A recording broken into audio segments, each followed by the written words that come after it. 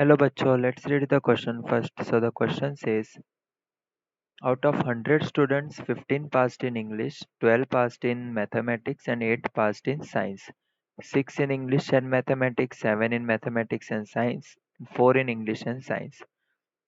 4 in all the three. Find how many passed in mathematics only. So सबसे पहले हम यहाँ पे की कॉन्सेप्ट समझेंगे. So इस क्वेश्चन को हमें सॉल्व करना है using Venn diagram. So Venn diagram क्या होता है? It is a pictorial representation of set. जैसे कि ये हमने बनाया वेन डायग्राम. सो ये पूरा इसे हम कहते हैं total set, universal set. This is set A, set B और ये बन रहा है set C.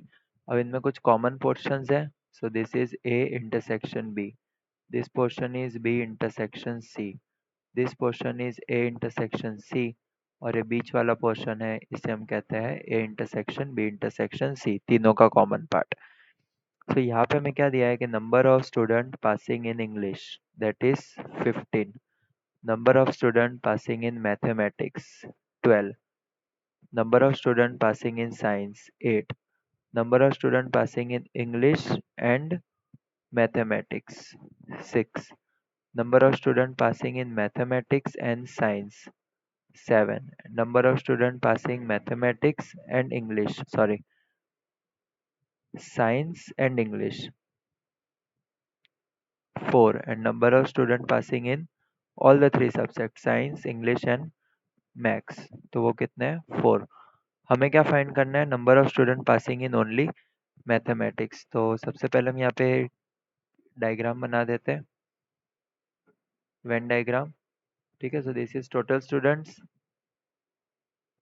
Student passing in English, student passing in mathematics, student passing in science.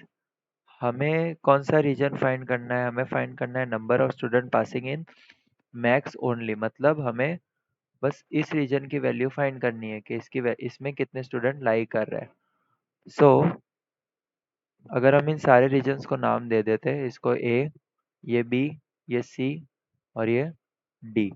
तो सेट एम कैसे बना हुआ है? सेट एम बना हुआ है A plus B plus C plus D से. ओके. तो सेट एम क्या है? That is number of student passing in mathematics. So A plus B plus C plus D. So number of student passing in mathematics कितना है? 12 है. So this is 12. अब हमें क्या करना है? हमें फाइंड करना है वैल्यू ऑफ ए. तो बी सी और डी की वैल्यू फाइंड करनी पड़ेगी. सो सी तो क्या है? C is common in all. So N E intersection M intersection S is equal to C. तो सी की वैल्यू कितनी है? 4. और अगर हम डायग्राम में देखें तो बी और सी अगर इसको प्लस कर दे तो ये कौन सा रीजन बता रहा है? ये रीजन बता रहा है number of student passing in English and maths, that is B. B plus C. So English और मैथ्स में कितने 6 स्टूडेंट्स पास हुए थे? B plus C is 4.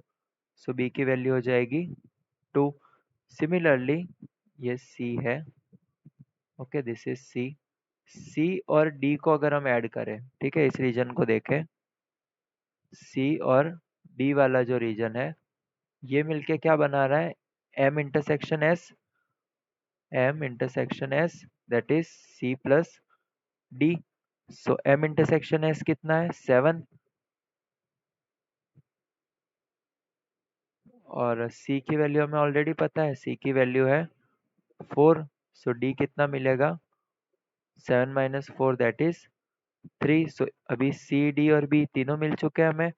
So equation 1 से हम क्या कह सकते हैं कि A plus B plus C plus D is equal to 12.